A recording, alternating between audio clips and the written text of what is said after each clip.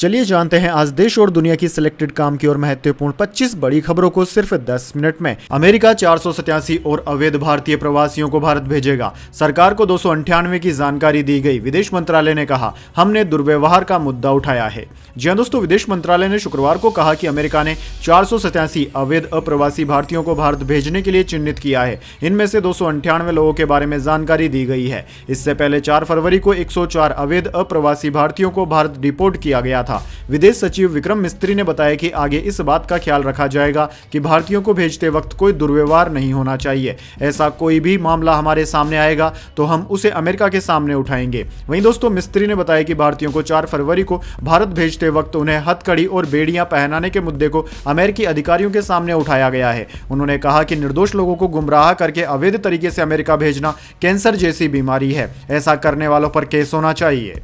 चलिए दोस्तों, जान लेते हैं अगली खबर। सेना और अर्धसैनिक बलों के वेतन को करें इनकम टैक्स फ्री, संसद में चंद्रशेखर की मांग।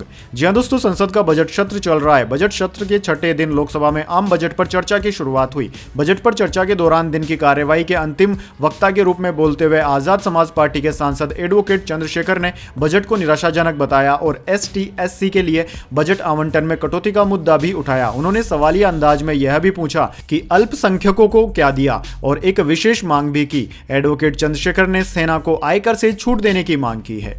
चलिए दोस्तों, जान लेते हैं अगली खबर। दिल्ली LG के आदेश पर अरविंद केजरीवाल के घर पर पहुंची ACB, नोटिस दिया। केजरीवाल का दावा, बीजेपी ने आम आदमी पार्टी विधायकों को 15-15 करोड़ रुपए ऑफर किए। जी हां दोस्तों, दिल्ली के पूर्व CM अरविंद केजरीवाल ने दावा किया है कि भाजपा उनके विधायकों और कैंडिडेट्स को फोन पर 15-15 करोड़ रुपए के ऑफर दे रही है। केजरीवाल ने सुबह 11:30 बजे सभी 70 कैंडिडेट्स की मीटिंग ली थी। केजरीवाल के आरोपों के बाद भाजपा ने दिल्ली के LG VK सक्सेना को पत्र लिखकर आरोपों की जांच की मांग की। इसके बाद LG ने एंटी करप्शन ब्यूरो SCB को मामले की जांच के आदेश दिए हैं। वहीं दोस्तों, रिपोर्ट्स के मुताबिक SCB की टीम केजरीवाल, संजय सिंह और मुकेश अहलावत के घर पर जांच के लिए पहुंची। चलिए दोस्तों, जान लेते हैं अगली खबर। प्रधानमंत्री मोदी 12 फरवरी से 2 दिन के अमेरिकी दौरे पर। ट्रंप ने इनविटेशन भेजा। दोबारा राष्ट्रपति बनने के बाद पहली मुलाकात होगी। जी हां दोस्तों, प्रधानमंत्री मोदी 12 और 13 फरवरी को अमेरिका दौरे पर रहेंगे। वे अमेरिकी राष्ट्रपति डोनाल्ड ट्रंप के न्योते पर अमेरिका जा रहे हैं। विदेश सचिव विक्रम मिस्त्री ने शुक्रवार को यह जानकारी दी। ट्रंप के दोबारा राष्ट्रपति बनने के बाद मोदी की यह पहली मुलाकात होगी। मोदी फ्रांस की यात्रा खत्म करने के बाद 12 फरवरी की शाम को वाशिंगटन DC पहुंचेंगे। वे 14 फरवरी तक रहेंगे। प्रधानमंत्री इस दौरान अमेरिकी बिजनेसमैन और भारतवंशी समुदाय से भी मुलाकात कर सकते हैं।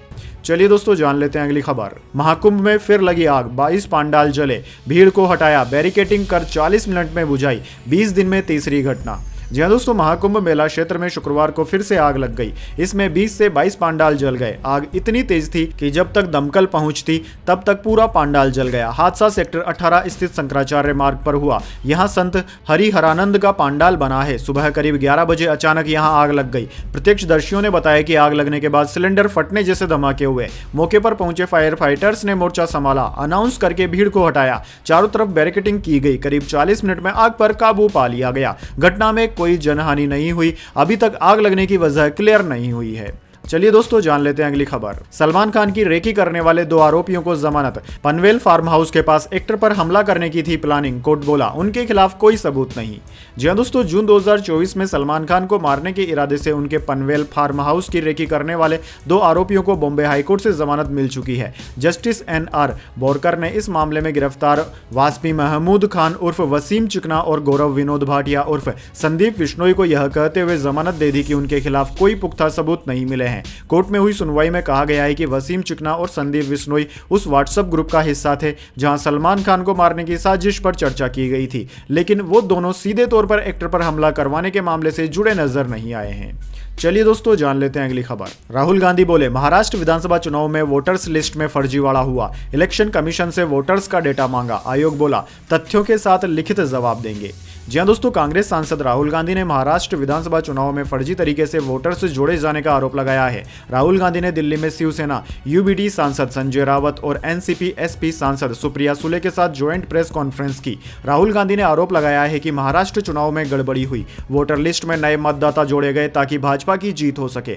राहुल ने इलेक्शन कमीशन से वोटर्स का डेटा मांगा है। इसे लेकर चुनाव आयोग ने एक्स पोस्ट में कहा कि ECI के लिए मतदाता सबसे पहले आते हैं, इसके बाद सभी पॉलिटिकल पार्टियां चुनाव की प्रमुख स्टेक होल्डर्स हैं। चलिए दोस्तों जान लेते हैं अगली खबर। डिजिटल अरेस्ट सिंडिकेट के 5 मेंबर हुए गिरफ्तार। टेलीग्राम के जरिए चीनी कंपनी के संपर्क में थे। ईडी अधिकारी बनकर बुजुर्ग से 15 लाख ठगे।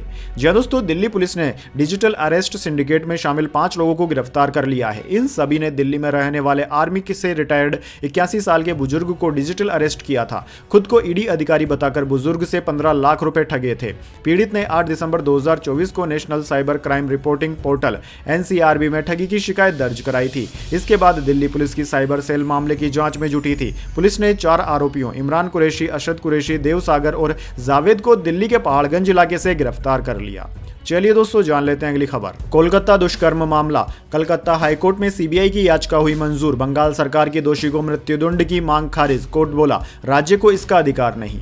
जी हां दोस्तों, कलकत्ता हाईकोर्ट ने शुक्रवार को आरजीकर दुष्कर्म हत्या केस से जुड़े मामले में सुनवाई की। कोर्ट ने पश्चिम बंगाल सरकार की याचिका खारिज कर दी और CBI की याचिका स्वीकार कर ली है। दोनों ने दोषी संजय रॉय को निचली अदालत से मिली आजीवन कारावास की सजा को चुनौती दी थी। दोनों याचिकाओं में संजय के लिए मृत्युदंड की मांग की गई थी। जस्टिस देबांशु बसाक और MD सब्बार रशीदी की बेंच ने बंगाल सरकार से कहा कि राज्य सरकार के पास सजाए मौत देने की मांग का अधिकार नहीं है। कोर्ट ने CBI के पक्ष में फैसला सुनाते हुए कहा कि वह अभियोजन एजेंसी थी, इसलिए उसे सजा की अवधि को चुनौती देने का अधिकार है। चलिए दोस्तों जान लेते हैं अगली खबर। नेतन्याहू ने ट्रंप को गोल्डन पेजर गिफ्ट किया। US प्रेसिडेंट ने हिजबुल्लाह पर इजराइल के पेजर अटैक की तारीफ की। कहा शानदार ऑपरेशन था। जी हां दोस्तों, इजराइल के प्रधानमंत्री बेंजामिन नेतन्याहू ने मंगलवार को अमेरिकी राष्ट्रपति डोनाल्ड ट्रंप से मुलाकात की। इस दौरान उन्होंने ट्रंप को खास तौर पर गोल्डन पेजर गिफ्ट किया। इजरायली प्रधानमंत्री के कार्यालय की ओर से भी इस बात की पुष्टि की गई है। दरअसल दोस्तों, यह गिफ्ट लेबनान में हिजबुल्लाह के खिलाफ इजराइल के ऑपरेशन का प्रतीक है।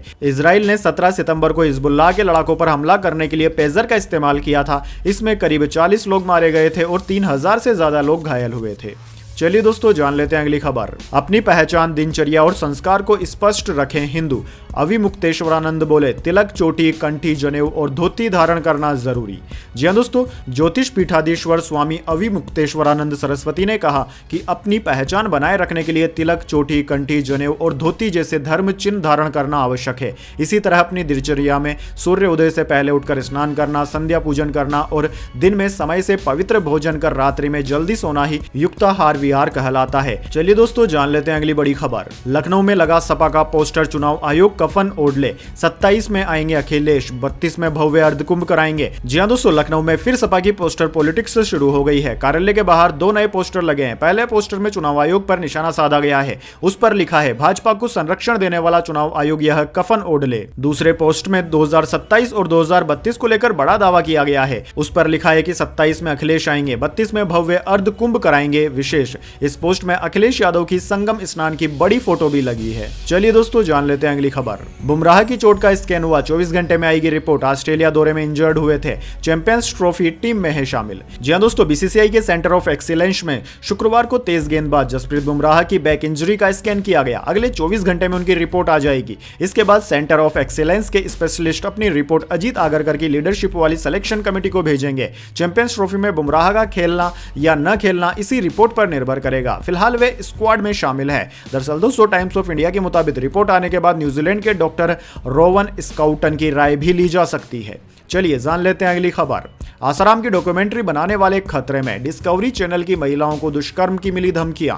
सुप्रीम कोर्ट का आदेश, 7 राज्यों की पुलिस सुरक्षा दे। जी हां दोस्तों, आसाराम के जिस कल्ट ऑफ फियर की कहानी डिस्कवरी ने लोगों को दिखाई, उससे कर्मचारी खुद डरा हुआ महसूस कर रहे हैं। आसाराम समर्थकों के आतंक के चलते OTT प्लेटफॉर्म डिस्कवरी प्लस के कर्मचारी खौफ में जी रहे हैं। खौफ भी ऐसा कि 100 से ज्यादा कर्मचारी दफ्तर नहीं आ रहे और घरों में कैद होकर रह गए हैं। डिस्कवरी ने documentary series Cult of Fear Asaram Bapu बनाई है। जब से यह रिलीज हुई, चैनल के कर्मचारियों को धमकियां मिल रही है। कंपनी ने पुलिस में शिकायत की, मगर कार्रवाई नहीं हुई तो वह सुप्रीम कोर्ट पहुंची। दस्तावेज बताते हैं कि आसाराम समर्थक फिल्म को OTT प्लेटफॉर्म पर रुकवाने के लिए कई हथकंडे अपना रहे हैं। चलिए दोस्तों जान लेते हैं अगली खबर। MP राजस्थान में 36 किलोमीटर प्रति घंटे की रफ्तार से हवा चली, ठंड बढ़ी। तमिलनाडु के ऊटी में पारा 0 डिग्री। हिमाचल प्रदेश में बर्फबारी। 3 राज्यों में बारिश का है अलर्ट।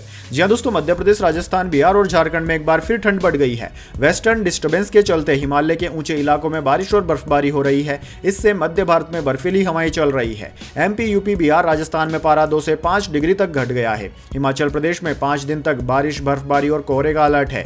3 जिले कोल्ड वेव की चपेट में रह सकते हैं। वहीं दोस्तों असम में बने साइक्लोनिकल सर्कुलेशन से अरुणाचल प्रदेश, मेघालय और असम में भारी बारिश हो सकती है। वहीं दूसरी ओर दोस्तों तमिलनाडु में 2 जगह है, ऊटी और सैंडी उल्लाह में गुरुवार को तापमान 0 डिग्री सेल्सियस पहुंच गया। आईएमडी के मुताबिक देश के बाकी राज्यों में मौसम सामान्य रहेगा। 15 फरवरी के बाद से तापमान में बढ़ोतरी के आसार हैं। इससे सभी राज्यों में गर्मी बढ़ेगी।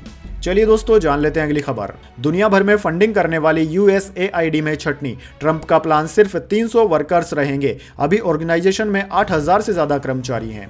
जी हां दोस्तों, ट्रंप प्रशासन ने गुरुवार को अमेरिकी अंतर्राष्ट्रीय विकास एजेंसी यूएसएआईडी के कर्मचारियों की छटनी करने का प्लान पेश किया है। इसके मुताबिक यूएसएआईडी में सिर्फ 300 कर्मचारियों को ही रखा जाएगा। अमेरिकी मीडिया रिपोर्ट्स के मुताबिक ट्रंप के इस प्लान को यूएसएआईडी को लगभग खत्म करने के तौर पर देखा जा रहा है।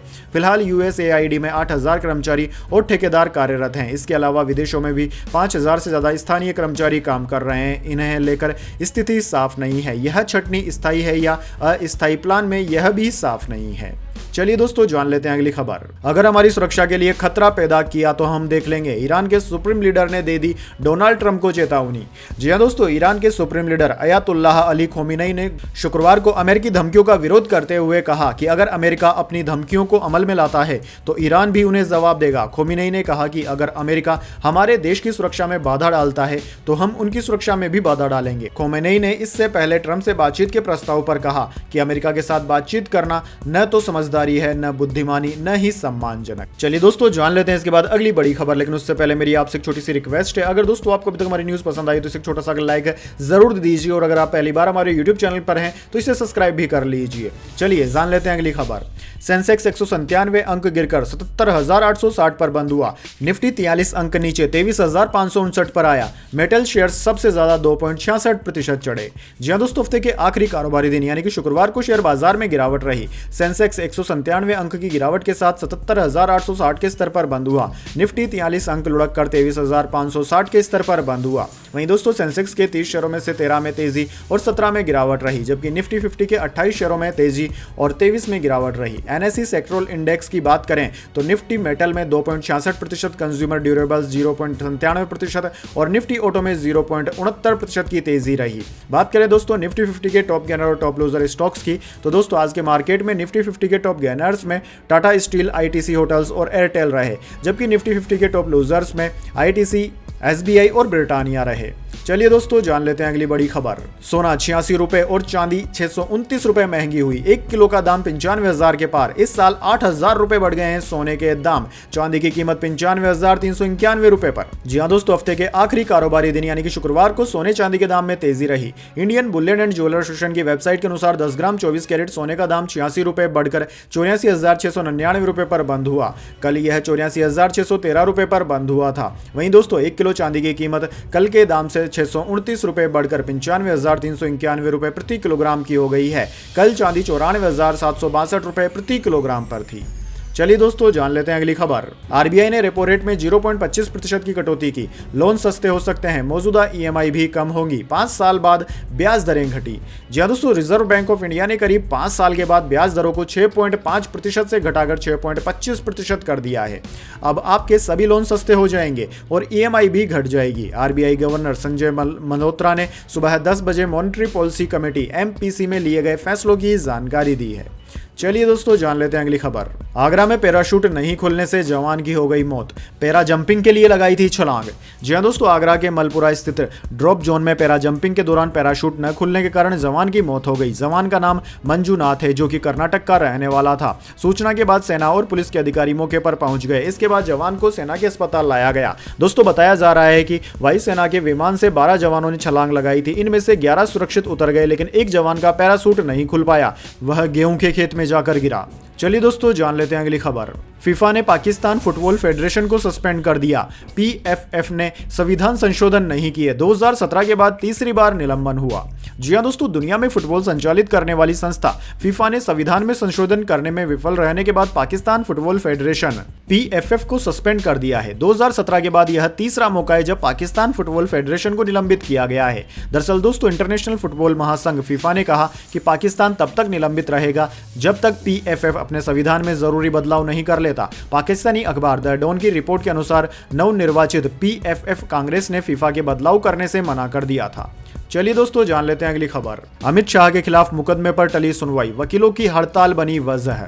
जी हां दोस्तों, लोकसभा में डॉक्टर भीमराव अंबेडकर को लेकर कथित अपमानजनक टिप्पणी के मामले में केंद्रीय गृह मंत्री अमित शाह के खिलाफ उत्तर प्रदेश के सुल्तानपुर की अदालत में दायर मुकदमे पर सुनवाई शुक्रवार को वकीलों की हड़ताल के कारण टल गई। याचिकाकर्ता राम खेलावन के अधिवक्ता जयप्रकाश ने बताया कि आज इस मामले में दूसरे गवाह की गवाही होनी थी, लेकिन वकीलों के हड़ताल होने के कारण सुनवाई टाल दी गई। इससे पहले 23 जनवरी को इस मामले में सुमन देवी नाम की एक गवाह ने विशेष सांसद, विधायक, एमपी, एमएलए अदालत के न्यायाधीश शुभम वर्मा के समक्ष अपना बयान दर्ज कराया था। याचिकाकर्ता राम खेलावन ने याचिका में आरोप लगाया था कि 17 दिसंबर 2024 को केंद्रीय गृह मंत्री अमित शाह ने लोकसभा में डॉक्टर भीमराव अंबेडकर के बारे में टिप्पणी करते हुए उनके नाम को 6 बार दोहराया था।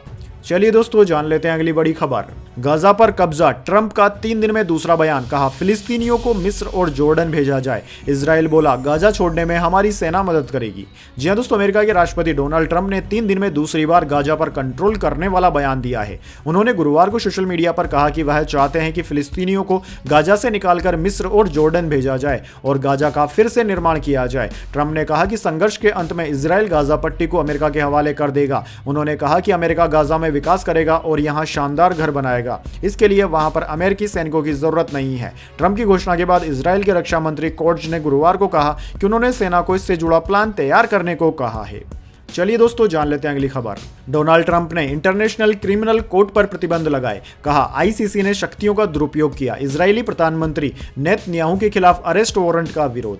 जी हां दोस्तों, अमेरिका के राष्ट्रपति डोनाल्ड ट्रंप ने गुरुवार को इंटरनेशनल क्रिमिनल कोर्ट आईसीसी पर प्रतिबंध लगाने का आदेश जारी किया। ट्रंप ने यह कदम इजरायली प्रधानमंत्री बेंजामिन नेतन्याहू और पूर्व रक्षा मंत्री योव गैलेट के खिलाफ आईसीसी की तरफ से जारी अरेस्ट वारंट के बाद उठाया है। ट्रंप ने आदेश में कहा कि अमेरिका और इजरायल इस कोर्ट के सदस्य नहीं है और न ही इसे मान्यता देते हैं। आईसीसी ने अपनी शक्तियों का गलत इस्तेमाल किया है। उन्होंने आईसीसी अधिकारियों, कर्मचारियों और उनके परिवारों के सदस्यों के साथ ही जांच में मदद करने वाले व्यक्तियों की संपत्ति जब्त करने और यात्रा पर प्रतिबंध लगाने का आदेश भी दिया है।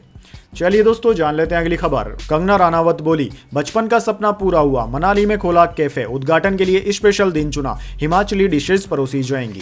जी हां दोस्तों, हिमाचल के मंडी से बीजेपी सांसद एवं बॉलीवुड एक्ट्रेस कंगना रानावत ने मनाली में रेस्टोरेंट खोला है। वैलेंटाइन डे यानी कि 14 फरवरी को इसका उद्घाटन होगा। उन्होंने रेस्टोरेंट का नाम द माउंटेन स्टोरी रखा है। कंगना रानावत ने इस रेस्टोरेंट का पहला लुक इंस्टाग्राम पर शेयर किया। उन्होंने लिखा कि बचपन का सपना साकार हुआ, हिमालय की गोदी में मेरा छोटा सा रेस्टोरेंट द माउंट स्टोरी।